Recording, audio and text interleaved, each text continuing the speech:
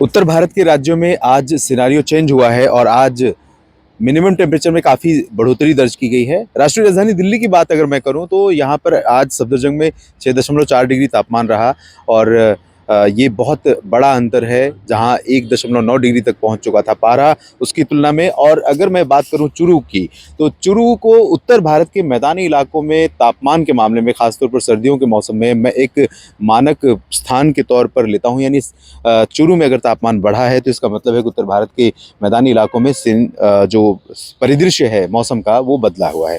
तो चुरू में आज जो तापमान रहा वो रहा 1.5 डिग्री सेल्सियस और इससे पहले चुरू में शून्य से नीचे पहुंचा था पारा और कल शून्य से आधा डिग्री सेल्सियस नीचे दर्ज किया गया था। इस बीच उत्तर भारत के पर्वतीय इलाकों पर WD का इम्पैक्ट बना हुआ है। आज 10 जनवरी है और अनुमान ये है कि इस सिस्टम के आगे मूव करते ही आगामी जो सिस्टम होगा वो भी उत्तर भारत के मैदानी और पर्वतीय इलाकों को प्रभावित करेगा। इससे पहले वाले सिस्टम ने तो फिलहाल मैदानी इलाकों पर कोई ज़्यादा असर नहीं डाला। पंजाब के उत्तरी हिस्सों को छोड़कर जहाँ पर बादल दिखाई दिए, बादल तो इसे मैदानी इलाकों पर कई जगहों पर दिखाई दिए थे, लेकिन बारिश मैदानी इलाकों में नहीं हुई है। और अब मैं आपको बता दूँ कि जो WD आ रहा है वो उसका इम्पैक्ट जो है पर्वतीय इलाकों के साथ साथ मैदानी इलाकों पर भी तमाम जगहों पर रहेगा। और 11, 12, 13 ये 3 दिन ऐसे होंगे जब पहाड़ों पर काफ़ी हिस्सों में बर्फ़बारी होने की संभावना है। कई सारे मित्र लिख रहे थे कि आप काफ़ी दिनों से बोल रहे हैं बर्फ़बारी के लिए, लेकिन हो नहीं रही है। तो मेरा ये कहने का मतलब नहीं था कि सभी जगहों पर बर्फ़बारी होगी, क्योंकि सिस्टम उतना स्ट्रॉन्ग नहीं था। लेकिन आगामी जो सिस्टम है वो थोड़ा स्ट्रॉन्ग है।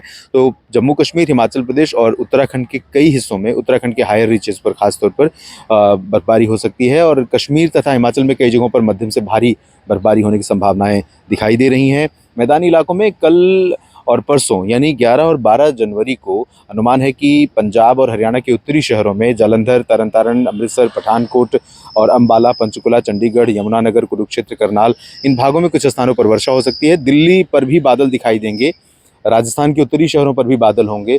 पश्चिमी उत्तर प्रदेश पर भी बादल पहुंचेंगे और हो सकता है कि इन्हीं क्षेत्रों में कुछ जगहों पर, इन भागों में भी बूंदाबांदी या हल्की वर्षा हो जाए, लेकिन चांसेस यहाँ पर कम है। और बात करें अगर हम देश के बाकी हिस्सों की, तो बिहार, झारखंड, पश्चिम बंगाल और पूर्वोत्तर भारत तथा दक्षिण और मध्य भारत में कोई ज़्यादा परिवर्तन नहीं होगा।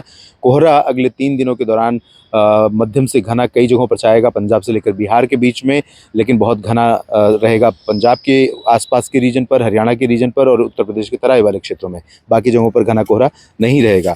और उसके बाद जब ये सिस्टम, जो अगला सिस्टम आ रहा है WD, वो निकल जाएगा, तब यहाँ पर ठंडी हवाएं चलनी शुरू होंगी उत्तर भारत के पहाड़ों से होकर के। और ये जब मैदानी इलाकों पर पहुँचेंगी तो पंजाब, हरियाणा, दिल्ली, राजस्थान, उत्तर प्रदेश, यहाँ तक कि मध्य प्रदेश, बिहार, झारखंड, गुजरात और महाराष्ट्र के कुछ इलाकों तथा छत्तीसगढ़ और उड़ीसा के कुछ हिस्सों, झारखंड और पश्चिम बंगाल के अधिकांश हिस्सों पर इन हवाओं का असर पहुँचेगा। और राजस्थान, पंजाब, हरियाणा तथा आसपास के भागों में कुछ स्थानों पर हो सकता है कि कोल्ड वेव कंडीशन फिर से शुरू हो जाए और कहीं-कहीं पर ग्राउंड फ्रोस्ट की भी आशंका रहेगी, यानी पाला पड़ने की भी आशंका रहेगी। तो कुछ इलाकों में पाला पड़ सकता है, तापमान फिर से शून्य से नीचे पहुंच सकता है राजस्थान के तमाम हिस्सों में। और पंजाब, हरियाणा तथा दिल्ली में भी हो सकता है कि तापमान फिर से 1-1.5 डिग्री के आसपास रिकॉर्ड किया जाए। फिलहाल इस वीडियो में इतना ही। ठंडी हवाएं फिर चलने लगी हैं, धूप है, लेकिन इन हवाओं का असर मुझे खुद महसूस हो रहा है। शर्ट में मैं बाहर निकला हुआ हूँ। तो अब मैं इस वीडियो में आपसे विदा लेता हूँ। फिर अगले वीडियो में मुलाकात होगी। बने रहिएगा मौसम तक चैनल के साथ, साथ ही साथ न्यूज़ मीडिया मंच को भी सब्सक्राइब करना ना भूलें। धन्यवाद।